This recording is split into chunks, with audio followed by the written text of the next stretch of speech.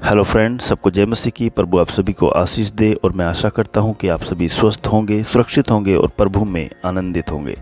दोस्तों, आज की वीडियो में हम जानेंगे कि ज़िंदगी के महत्वपूर्ण फैसले लेने में परमेश्वर किस प्रकार से हमारी सहायता करते हैं। परमेश्वर ने हमें यह आशीष दी है कि हम अपने जीवन के निर्णय खुद ले सके।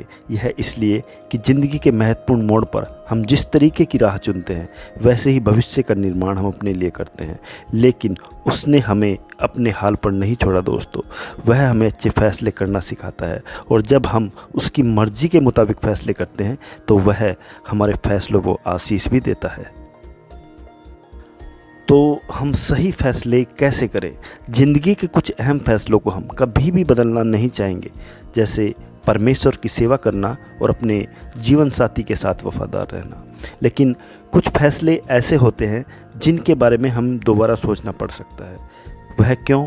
क्योंकि हालात बदल सकते हैं। तो फिर सही फैसला करने के लिए हमें क्या करना ज़रूरी है?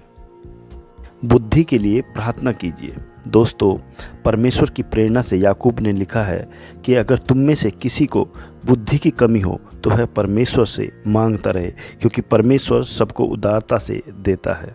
देखा जाए तो हम सबके पास में बुद्धि की कमी है। हम में से ऐसा कोई नहीं जो सब कुछ जानता हो। इस वजह से परमेश्वर से मदद मांगिए।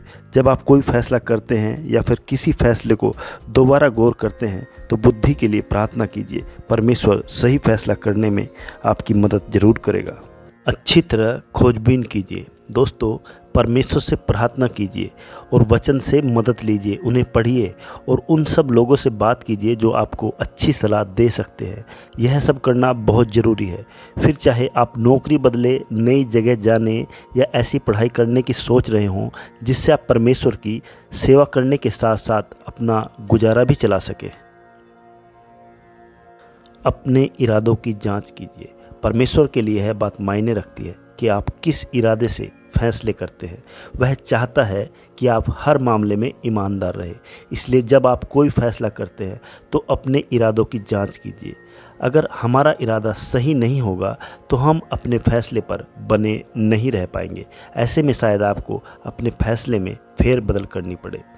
आप अपने फैसले को दोबारा सोचते हैं और उसमें फेरबदल करते हैं। अब आपको लगता है कि आप उसके मुताबिक काम कर पाएं। अपना काम पूरा करने के लिए परमेश्वर से ताकत मांगे। आप जो फैसला करते हैं परमेश्वर उसे पूरा करने की ताकत दे सकता है। यह ताकत पाने के लिए परमेश्वर से उसकी पवित्र शक्ति मांगे। कभी कभी शायद आपको लगे कि आपको अपनी प्रार्थनाओं का तुरंत जवाब नहीं मिल रहा है, मगर तब भी प्रार्थना करते रहिए। जैसे यीशु मसीह ने परमेश्वर की पवित्र शक्ति के बारे में कहा था, मांगो तो तुम्हें दिया जाएगा। दोस्तों, योजना बनाइए। कोई भी काम पूरा करने के लिए एक अच्छी योजना बनाना और उसके मुताबिक काम करना बहुत ज़रूरी है। उसी तरह जब आप कोई फ़ैसला लेते हैं तो लिख लीजिए कि आप उसके मुताबिक ठीक क्या करेंगे। अगर यह काम बहुत पेचीदा हो तो एक ही बार में करने की बजाय उसे थोड़ा थोड़ा कीजिए। उसका फ़ायदा यह होगा कि आप देख पाएंगे कि आप उस लक्ष्य के कितना करीब आ गए हैं। अपनी योजनाओं को लिख लेने से उसे पूरा करना आसान हो जाता है। मेहनत कीजिए। अपनी योजनाओं के मुताबिक काम करने और उसे पूरा करने में मेहनत लगती है। पौलुस ने तीमुथियुस को सलाह दी कि वह एक अच्छा शिक्षक बनने के लिए जी जान से लगा रहे। आज हम भी इस सलाह को मान सकते हैं, फिर चाहे हम परमेश्वर की सेवा से जुड़ा कोई भी काम क्यों न कर रहे हों। वक्त का सोच समझकर इस्तेमाल कीजिए। अपने फैसले के मुताबिक काम करने के लिए एक वक्त तय कीजिए और हो सके तो उसे मत बदलिए। यह मत सोचिए कि सही वक्त आने पर मैं यह काम करूंगा। अगर आप ऐसा सोचेंगे तो आप यह काम कभी शुरू ही नहीं कर पाएंगे।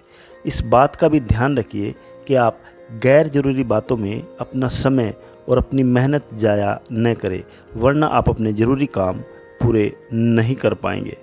हो सके तो ऐसा समय चुनिए जब आप बिना किसी रुकावट के अपना काम कर पाएँ। दूसरों को बताइए कि आपको इस वक्त अपने काम पर ध्यान देना है। आप चाहें तो अपना फ़ोन भी बंद कर सकते हैं।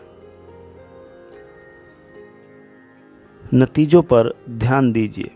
हमारे फैसलों के जो नतीजे होते हैं उसकी तुलना सफ़र में मंजिल तक पहुंचने से की जा सकती है। जब आप सफ़र पर निकलते हैं तो आपका ध्यान मंजिल पर होता है। अगर इस बीच आपका कोई रास्ता बंद मिलता है तो आप वहीं रुक नहीं जाते बल्कि दूसरा रास्ता लेते हैं। इसी तरह अगर आपका ध्यान आपके फैसलों के नतीजे पर हो तो चाहे कितनी भी मुश्किलें, कितनी भी रुकावटें आए, आप हार नहीं मानेंगे बल्कि अपनी मंजिल तक पहुंचने के लिए दूसरा रास्ता ढूंढेंगे। जैसा वचन में लिखा है, हम भले काम करने में साहस न छोड़ें, क्योंकि यदि हम ढीले न हों तो सही समय पर कटनी ज़रूर काटेंगे। दोस्तों, वीडियो को देखने के लिए धन्यवाद। आशा करता हूँ आपको यह वीडियो पसंद आया होगा। प्रभु में आप सभी स्वस्थ रहें, सुरक्षित रहें और आनंदित रहें। God bless you all. प्रभु आपको आशीष दे।